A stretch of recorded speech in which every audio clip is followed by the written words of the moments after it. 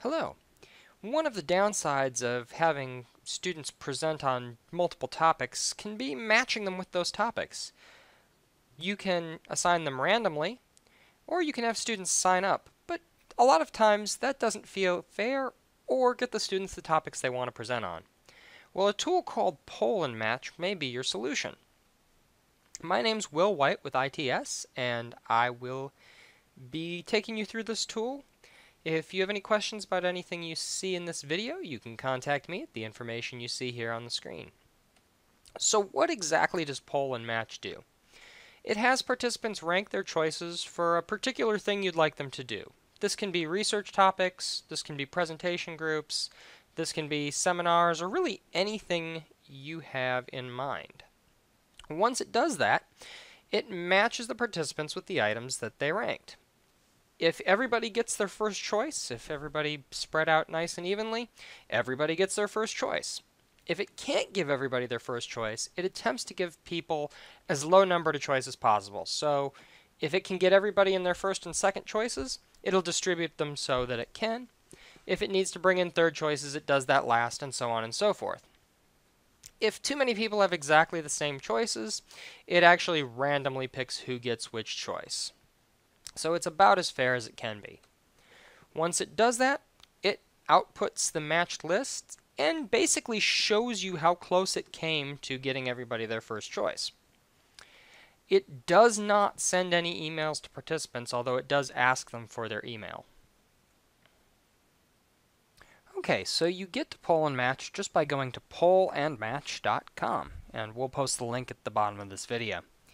When you get there, as long as you're signed into your CNU or any other Google account really, you can just click this sign in with Google button. It doesn't really email you or anything, it just uses it as a sign-on so they don't have to implement sign-on. Now, I've already got a poll started, but the first time you're here you won't see a poll at all. To create a new poll, you just click on the drop down with either the name of your poll or I think it says no poll, and go to new poll. Then you have to enter a title for the poll.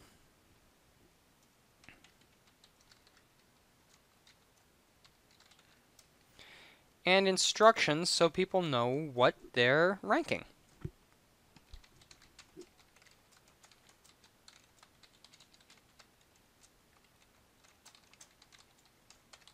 And then you have to enter the different choices for the students or whomever to rank.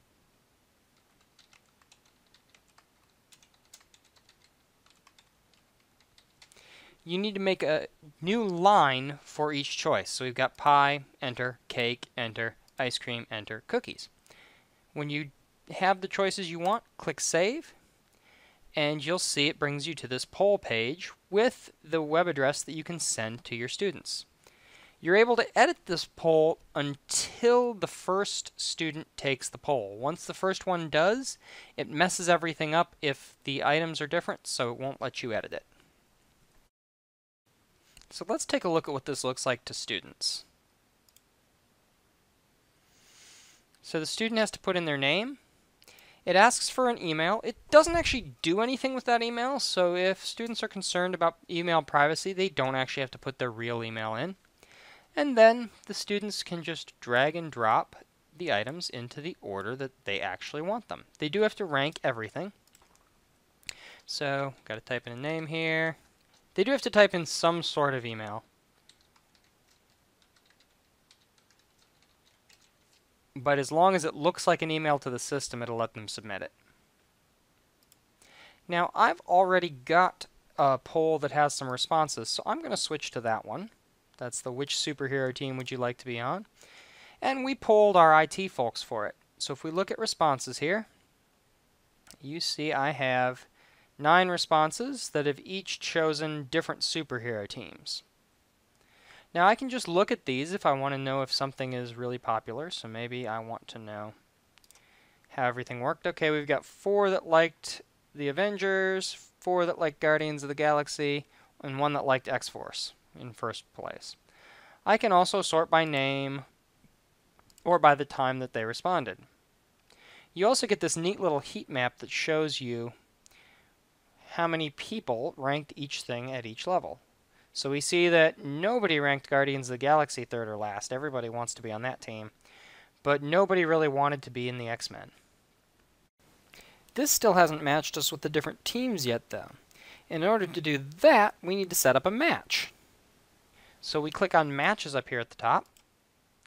And you see I've already done a few. But if we want to do another one, we just click New Match. You can set the maximum number of people who match with each thing. And you have to enter a title in for the match. Click Submit. And in a few seconds, it will put everybody matched up with the closest to the first choice that they can get. So in this case, if we look at the rank, we've got 1, 2, 3, 4, 5, 6 people got their first choice, 1 person got their second, and 2 people got their third choice. You will notice if we sort by assignment, something interesting happens. So we capped everything at 3 people per assignment. So we have 3 in Avengers, 3 in Guardians of the Galaxy. Those were the 2 most popular if we looked at our responses. But instead of only having one group with 3 people, notice that it has 2 in the X-Force and 1 in the X-Men. So if you want your groups to be relatively even, you have to have it evenly divisible, or as close as possible, into the number of groups that you have. If I pop back here to matches, you'll notice when I have exactly 8 responses, and I sort by assignment here, I have 2 in each group. So that's really all there is to it. Once again, if you have any other questions, you can feel free to contact me at the information you see here on your screen. And thanks for watching.